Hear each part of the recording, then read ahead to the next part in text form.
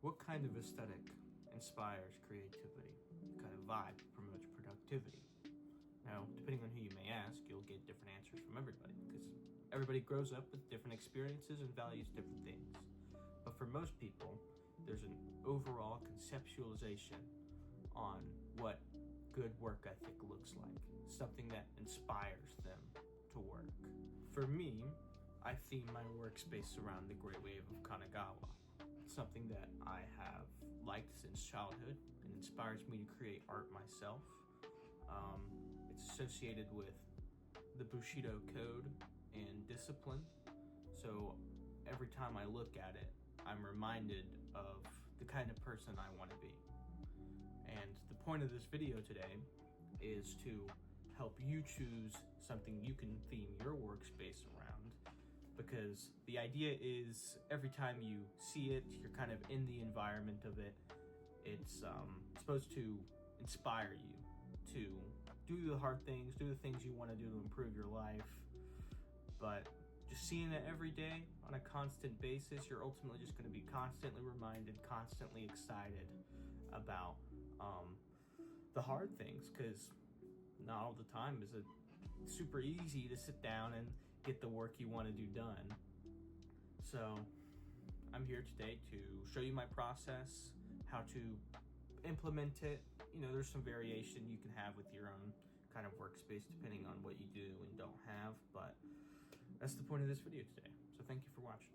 Now, when picking what to theme your workspace around, there's three general kind of boxes I check in the process. The first of which is it needs to be personalized. It needs to resonate with you. It doesn't matter what other people think. It needs to preferably be associated with the kind of work you want to inspire yourself to do. You know, that's the ultimate goal. But it can be abstract. It doesn't have to be like a direct correlation, because, like, you know, what does the Great Wave have to do with going to the gym?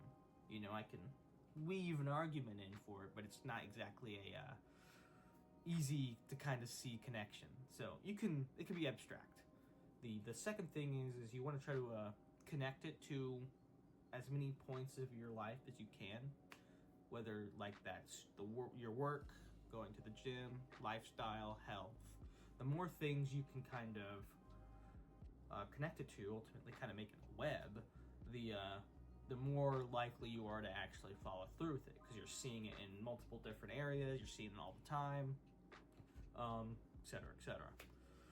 And the last and probably the most important step is to make sure that it actually promotes productivity. You know, if you want to kind of theme your workspace around your favorite, like, video game character, comic character, anime character, or anything in the entertainment kind of field, make sure you're picking it for the right reasons.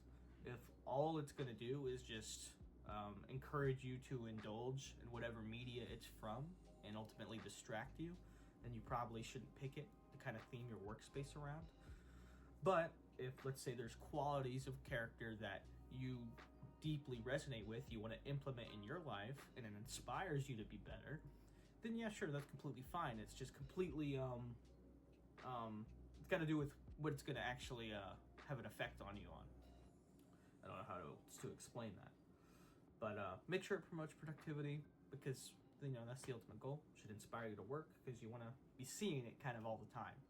Now, before we get into the fun bits and decorating your kind of workspace, because that's pretty fun part of this process, we got to, you know, clean things up. We got to make sure things are functional.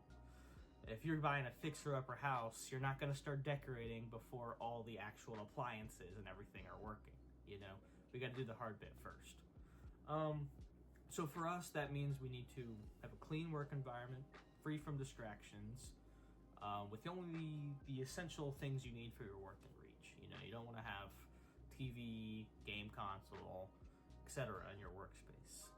If you can manage to dedicate a whole room to your workspace, that's probably the best, to just completely eliminate distractions. But if you're limited to just a desk or a corner in your house, that's fine too. For everybody, their case is going to be different. But as long as it's distraction free, you're pretty much good. Once you've tidied up your workspace, then we can start decorating it. And generally, you want to kind of keep the theme, your aesthetic, aligned with what you decorate in your house. You don't have to go and buy a bunch of crap, but the more you can kind of theme around. That's really the ultimate goal. Just to theme around one kind of central conceptualization that inspires you to do work. I'm not quite sure how else to explain it. It's just kind of something you'll know instinctually if like a theme you kind of resonate with. That's usually the ultimate goal. Because the ultimate goal is just to give yourself like a personal haven, a place for you to focus, get work done, not be distracted by, entertainment, TV, just outside kind of factors that can limit your productivity. You want just your own personal kind of haven, essentially. Yeah.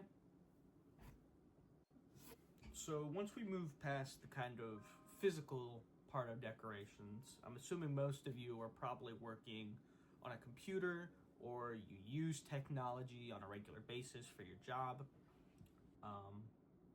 And just assuming that's the case, that's the next part of this kind of step. I call it the interface step. Once you kind of hold your physical office look together, we can start customizing desktops, keyboard, mouses, if you want to get those, mouse pads. I will show you kind of how my things are set up somewhere in the video, just to kind of give you an idea. So with your lock screens, you kind of want to just have it match the kind of aesthetic you chose. It's not very complicated, but and more of the actual important side of things for your desktop, I assume you use it on a regular basis. You want to hide your icons from your desktop, particularly the ones that you know are going to distract you. So if you have a lot of games or entertainment apps on your desktop, just hide your desktop, and then we'll move on. You'll put all the important things you need on your quick access taskbar, or that's just how I access things. Try to limit just things you use on a daily basis. This can include music if you use music a lot to focus. We'll get into that later into the video. But I mean, it's not very hard to figure out. If you know something's going to distract you, then you probably shouldn't have it just visually there all the time to kind of remind you that thing exists. You can still have just general, like if you use your computer for games and your kind of office work, which is the case for most people and myself, it's not the worst thing in the world to have Discord and Steam and just things you use regularly on your taskbar, just because it's convenient for them to be there if you use them all the time. Just there's a certain accountability level to it. So if you know that just it being there is going to cause you to just completely deviate from the task at hand, then you probably should do yourself a favor and just take it all off. Just narrow the apps you want to use on a regular basis and eliminate the ones that you know are going to distract you. It's kind of the main idea we're getting at here. So once you kind of get your desktop pulled together and aestheticized to what you like, if you use a certain browser, do the same for that, just because you're probably using the browser all the time, or at least you're having it open. I personally use Opera GX. I find it more convenient than Chrome, and especially Edge. I don't know anybody who actually uses that. And with your browser, try to add bookmarks only to websites that kind of promote the work environment too. If you have a quick access bar to your favorite YouTube channel and it's just so easy to click it, you're shooting yourself in the foot there. You're just going to distract yourself. So try to limit the bookmarks too. We want to make it easier to actually be productive. We don't want to make it easier to get distracted. And similarly with your phone, I assume you probably have your phone on hand all the time. Wouldn't hate you for doing that just because it's so important. But with your phone, you probably want to set your theme, your aesthetic as your wallpaper, and if you want to, icons as well. I just kind of find it helps bring the whole look together. I'll show you mine as well in the video. You could make your own shortcut apps. That takes a bit of time. It's up to you. Let's see. Your home, similarly to your desktop, your quick access bar on your phone should probably just be things limited to things you use regularly. Same with your home screen on your phone. Home screen on your phone, it should be purely productive, used regularly type apps. Like no games, no social media, excuse me. No YouTube, none of that. You know, first page of your phone should be all the things you use regularly to work. Keep in like a descending order almost from most productive apps to least productive apps. Each page, your phone, you should probably lay out, because it's not very difficult, but you're trying to make it harder to get to those distractive apps, if that makes sense.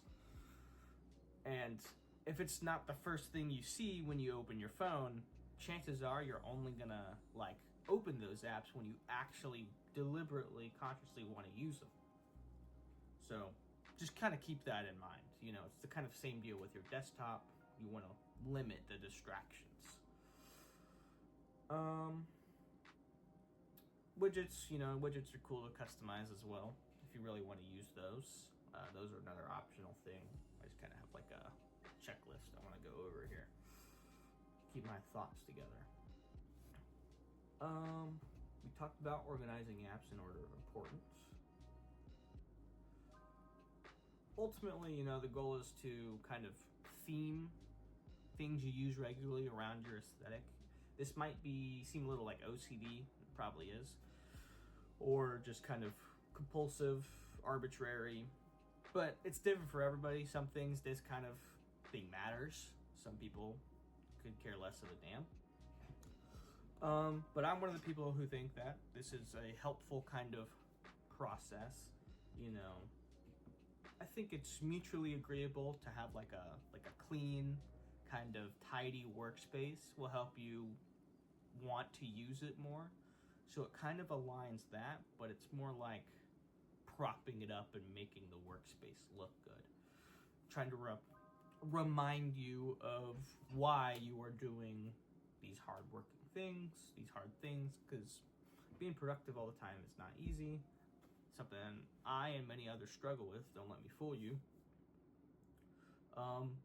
But general idea, keep things kind of themed around the same thing, keep things distraction free.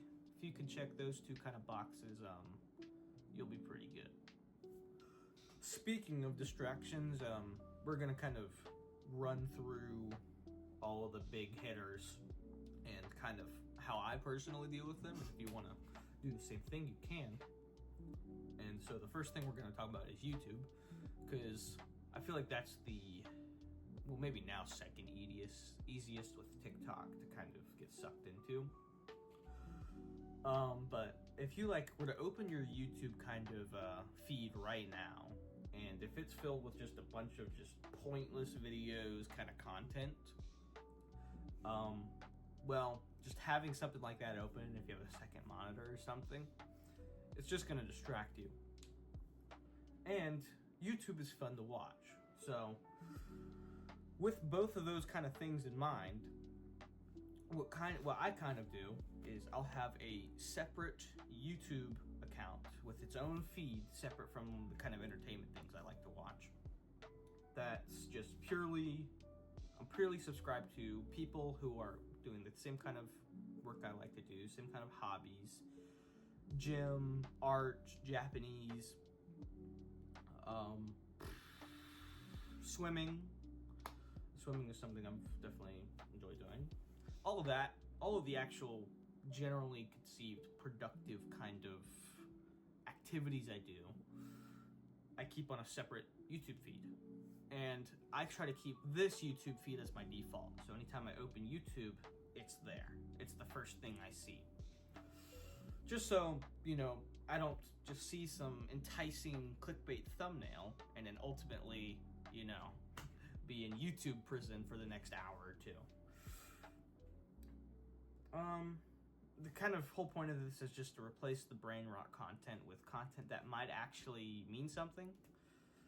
It could definitely have the same distraction problems, but because it is like of content that has to do with the kind of work you want to do, what you'll find happen is that just seeing other people do these things, it's going to inspire you to do it too.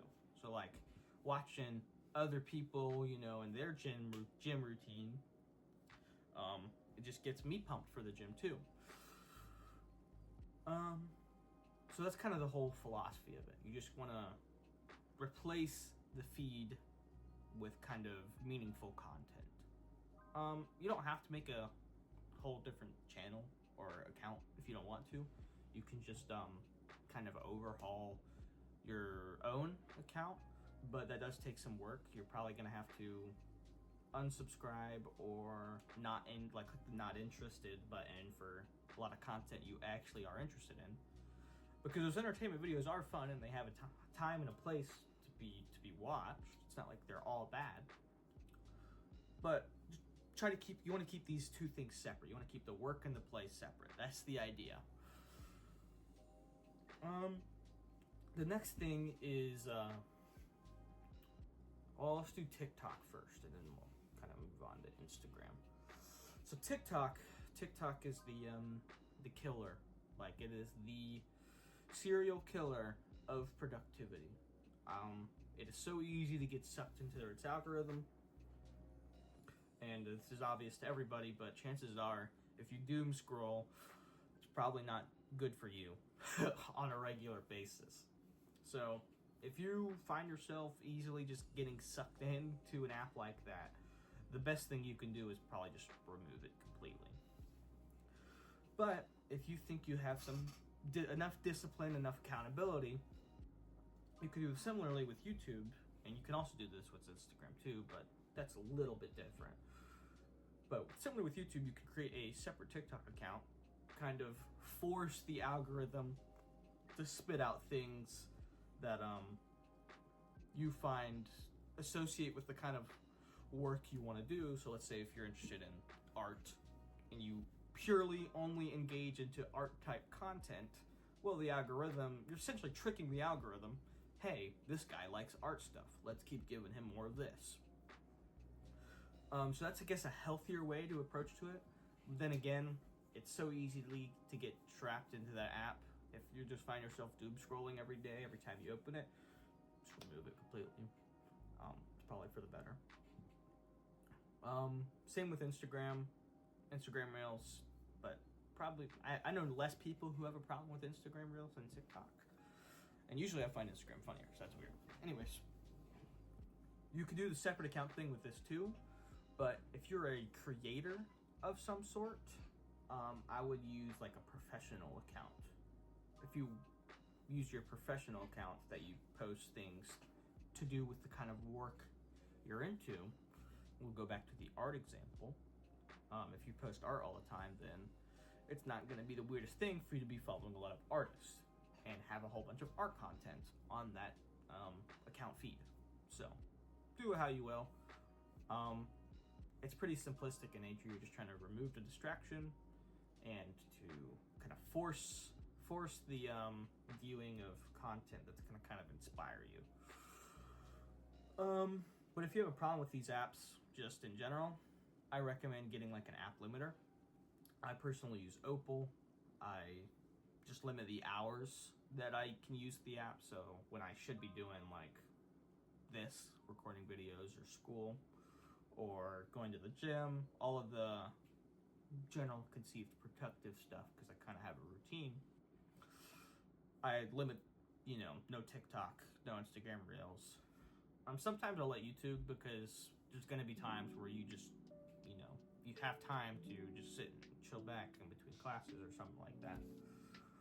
But it's to your discretion, do it how you will. All right. So I've saved the most experimental kind of process of mine for last. And this is a little bit crazy. Some people, I've heard, some people just don't get why I do this at all. But I kind of have a tendency to kind of make Spotify playlists for just kind of different just vibes in a sense. And I have a bunch of Spotify playlists. Some are for kind of productivity and some are for not, just for just entertainment. But the whole point of music in my mind is to just share emotions, share feelings. It's to connect with each other. So obviously, if there's a certain type of music that kind of reminds you of a productive state or a certain state, then it's going to inspire you to do that thing, you know, like lo-fi music, for example. That just well, not really screams because it's lo-fi, but it just speaks kind of calm, study, focus, kind of work, you know, gives off that sort of vibe. And you can utilize this kind of conceptualization of lo-fi music, as many people do, and they'll listen to that while they work because it kind of keeps them focused and such. So if you can apply that to just pretty much anything else you might do, you know, if there's a certain genre or a certain amount of songs that inspire you to do art, we'll go back to that example, then yeah, you should definitely play that playlist if you're trying to, you know, get into mood to start doing some painting, start doing some drawing. You have gym playlists for the same reason, full of just kind of, some people like listening to rock, metal, some people like listening to just like the actual gym funk stuff. All of that, in their minds, it kind of gives them the idea of working hard at the gym, and thus, you know, they're inspired to do so themselves. That's the whole idea of it. So I will show you I'll probably have my Spotify playlist. I'll just be like some kind of screen recording running through them. But I got a bunch of playlists like that for different kind of vibes too, you know. And it's a bit experimental. And I say that just because that's kind of all I use music for. I don't listen to music a lot of the times for purely entertainment. It's usually because I'm kind of feeling a mood, feeling a vibe. So I'll throw on kind of what I call my like vibe playlists. So it's just you're utilizing music as a tool rather than just strictly entertainment. And if you can keep the kind of, you can have your entertainment playlist, but try to keep it separate in like folders or something. But yeah, you know, if you follow these steps, you can kind of utilize your aesthetic things you kind of find that inspire you to work hard. I might make another video just kind of going in detail of how the Great Wave kind of Kanagawa kind of inspires me to work, because there's a lot of history to that. I could probably make a video going into that just as an example. We'll see. I don't know yet. Just a few ideas I kind of got brainstorming around and kind of content they want to make. The whole kind of plan for this channel is to be not just necessarily a strictly productive YouTube channel, like others you may see kind of in the market, but it's more so to, I guess, be just kind of an outlet for things that work for me, and hopefully, you know, it also works for other people. You'll probably be seeing some more content like this, maybe some gym content. I haven't really found a real way to record in the gym without being kind of rude, because I just go to a commercial gym. Let's see. Art, you might get some content with that. Swimming, probably not, because that's just tedious to set up. But I might be able to talk about some of that, you know, if you're interested in it. But, you know, just kind of the productive things I kind of do in my life, you know. And don't be fooled, you know, productive isn't limited to just like actual work, an actual job. That's probably the most important thing, especially if you're living on your own. Importance isn't just a variance question for everybody. But like, you know, If you have hobbies or things you want to improve at, those are considered productive too. Gym, easily productive. Lifestyle, health, I'll definitely like talking about some of that. But, thank you for listening to my yap sesh. Hopefully, you may or may not have gained something from this video. I'll probably be making more content like this. But appreciate you guys for watching. Like, subscribe, comment. Let me know what you think. And I'll see you guys later.